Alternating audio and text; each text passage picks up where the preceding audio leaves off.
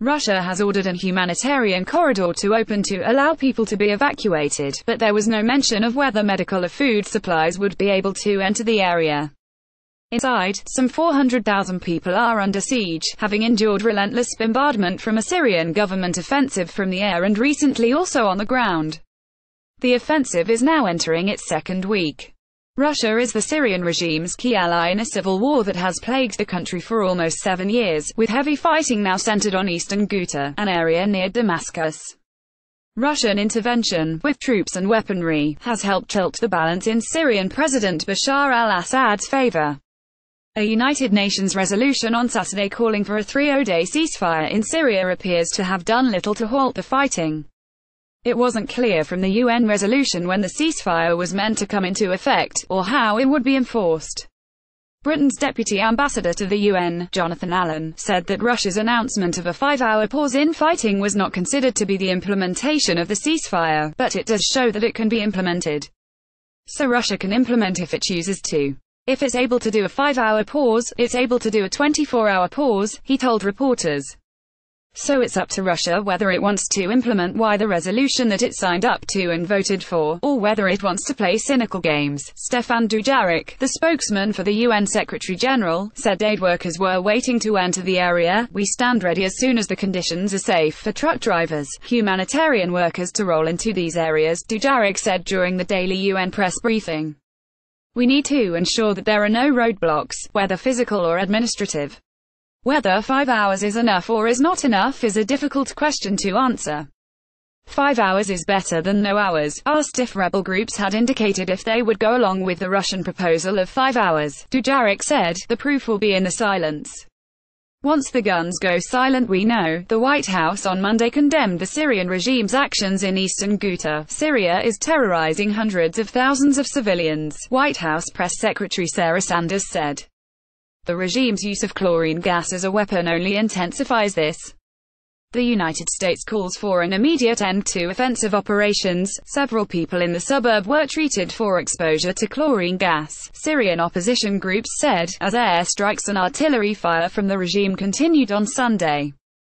The Syrian opposition-run rural Damascus health directorate said the people were admitted to medical facilities showing signs that were consistent with exposure to toxic chlorine gas. In a statement, RDHD said the smell of people in the area, ambulance drivers, and victims all had the clear and known smell of chlorine gas. A tweet from the Syrian American Medical Society said that 16 patients, including 6 children, were treated in a hospital, suffering from symptoms indicative to exposure to chemical compounds. Images obtained by CNN show men and children receiving treatment, some of them using oxygen masks. The White Helmets, a volunteer rescue group, said in a tweet that one child was killed in a chlorine gas attack in the city. CNN is unable to independently verify claims that chlorine was used as a weapon in Eastern Ghouta. Both sides of the conflict have in the past accused one another of the use of chlorine as a weapon, and the government has repeatedly denied claims that it has done so.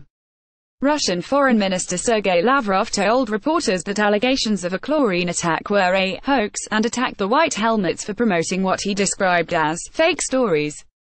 The Russian Defense Ministry alleged that terrorists hiding in Eastern Ghouta have chemical substances which might be used for provocations. There have been many ceasefires in Syria's past, dating back to 2011 when war first broke out. In 2011, Syria signed an Arab League proposal to stop the fighting between government forces and protesters, but violence continued.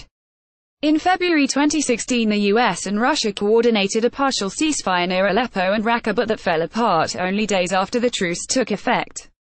In September 2016, the US and Russia brokered a pact to pause violence after months of back-and-forth talks to allow for humanitarian aid in cities and during Syrian government airstrikes. Last month, Turkey disregarded calls from France and other countries for a ceasefire in the northern Syrian area of Afrin, where Turkish forces are battling Kurdish militias allied with the US, as well as in Idlib and Ghouta. It is not clear whether this latest call for a cessation of hostilities will be any more successful.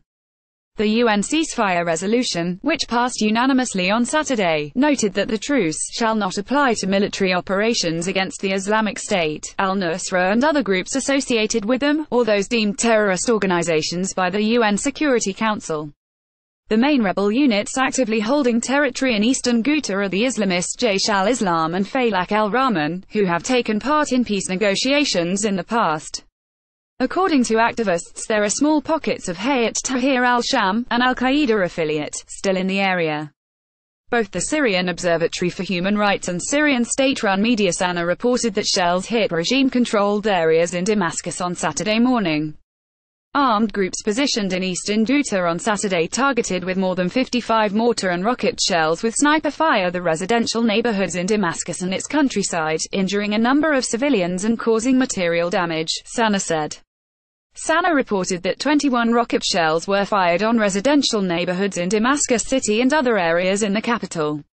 CNN's Jeremy Diamond, Hamdi Al-Kshali, Jomana Karadsha, Mohammed Tawfiq, Taylor Barnes, Kareem Kader, Gultui Suz, Olivia Keeley, Craigie Abercrombie, Ghazi Borki, Ayad Kordi, Ali Reza Haji Hosseini, Julia Jones, Sheena McKenzie, Jennifer Hauser and Mary Aliushina contributed to this report.